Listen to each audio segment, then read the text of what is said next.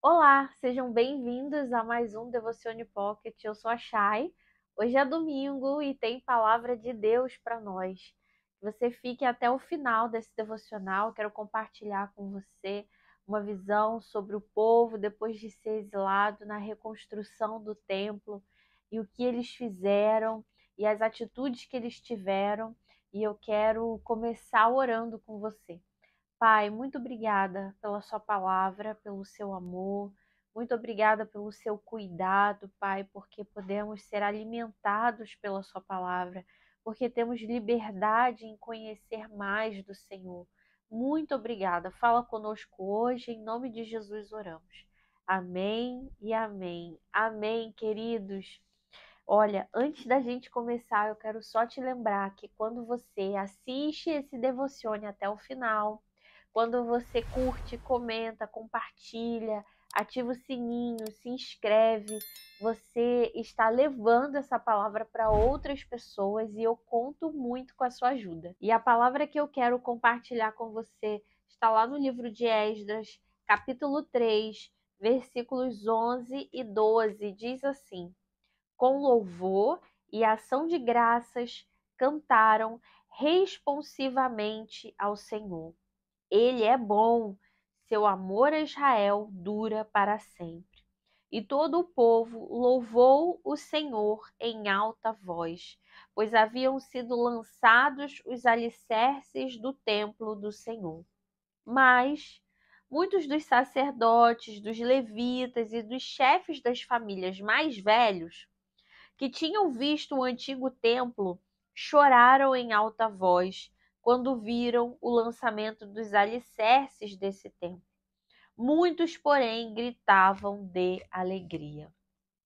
Glória a Deus por essa mensagem.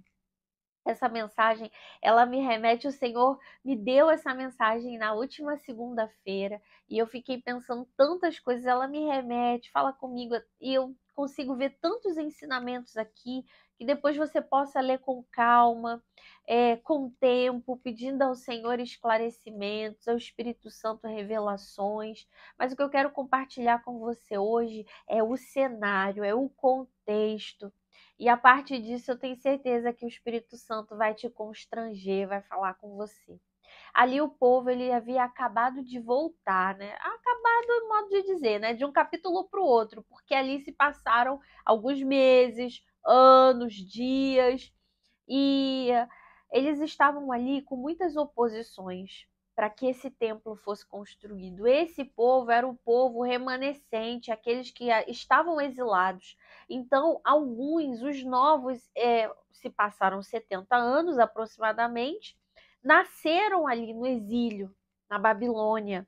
Então, não conheceram o antigo templo, não viram como era, não sabiam como era a vida. E ali misturado haviam aqueles que já haviam vivido, que haviam visto o templo, né? E haviam sido levados e tiveram a oportunidade de voltar. Agora eles estavam ali reunidos com muita resistência dos povos vizinhos, muita resistência dos povos que ali não queriam que eles construíssem um novo templo. Viam o povo ali de Judá como uma ameaça, mas havia uma promessa. E ali, no versículo 11, eles começam dizendo: ele é bom, seu amor a Israel dura para sempre. Algo que foi prescrito, ensinado por Davi. Se você ler o versículo 10, você vai ver que era algo que ele ensinava, né? Que ele deixou ali ensinado para aquele povo que eles se alegrassem. Motivos de alegria, motivos de louvor. Ali foram lançados os alicerces para que aquele templo fosse construído. Aquilo era um marco para aquele povo que estava ali.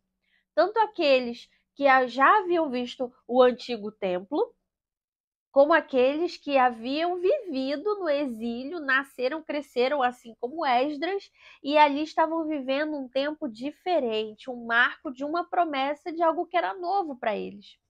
E ali a gente vê dois posicionamentos. um posicionamento de um povo que se alegra tanto, que sai, que vai cantar, que vai agradecer a Deus, que vai louvar, que vai falar o Senhor é bom, cumprindo as suas promessas. O meu Deus não se esquece de Israel, do povo de Israel, da promessa que ele fez ao povo.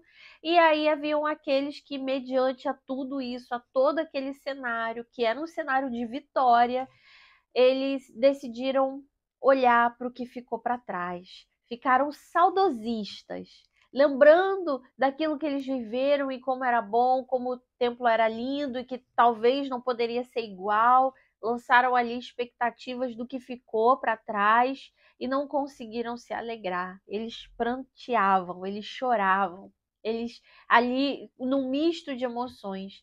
E às vezes a gente vive um cenário desse, um cenário de tanta oposição para a gente conquistar tantas coisas, avançar nas nossas vidas, conquistar coisas em Deus.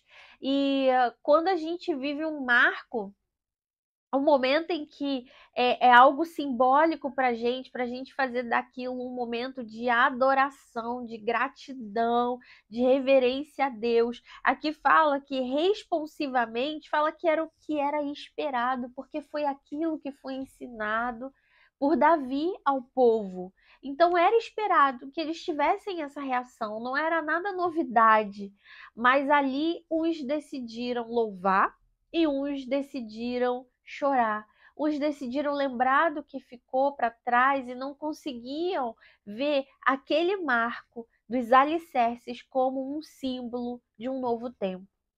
E eu quero dizer para você, não deixe que pequenos detalhes, coisas pequenininhas e às vezes sutilezas, até mesmo sugeridas pelo inimigo na sua mente, te façam não celebrar, não agradecer, não ser grato ou grata por aquilo que Deus tem colocado, as mínimas coisas, os marcos, porque aquilo foi um marco, os alicerces foram um marco de um novo tempo, ou coisas pequenininhas do seu cotidiano.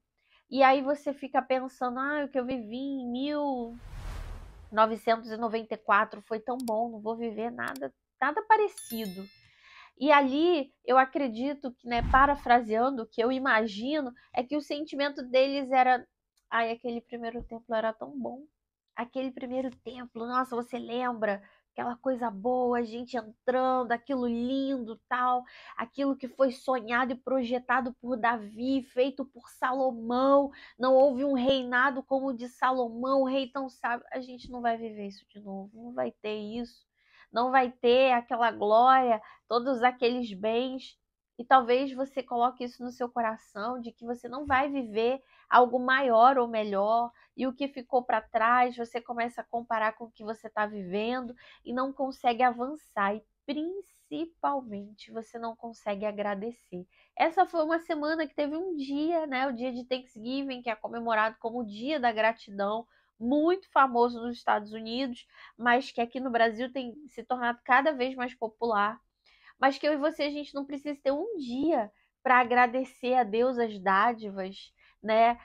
As colheitas, aquilo que a gente tem conquistado, mas que eu e você a gente possa celebrar, ter um coração grato, uma vida grata, uma vida de gratidão, de que a gente se coloca diante de Deus, reconhecendo os pequenos marcos, mas também os grandes, aqueles simbólicos, que eu e você a gente não decida ser como esse povo, como esses homens mais velhos que conheciam a palavra, sabiam os preceitos, sabiam aquilo que havia sido dirigido e prescrito por Davi para que fosse feito, e eles deixaram tudo isso de lado e só se deixaram envolver por aquele sentimento de que a gente não vai viver algo tão bom que supere aquilo que a gente viveu para trás.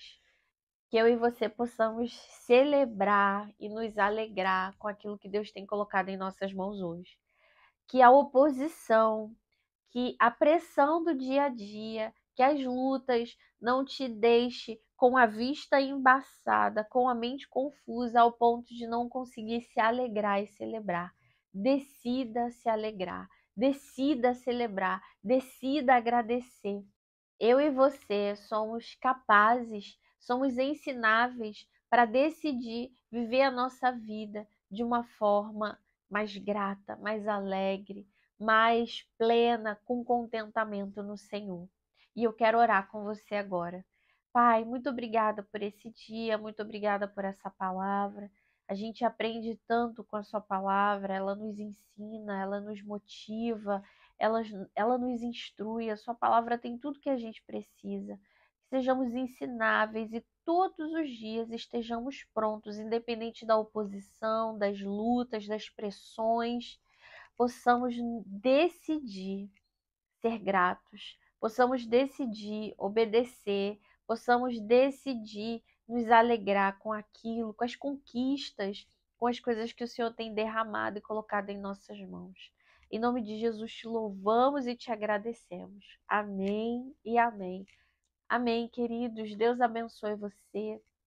Faça uma boa escolha. Escolha se alegrar no Senhor. Deus te abençoe e abençoe a sua semana. A gente se vê domingo que vem. Tchau, tchau.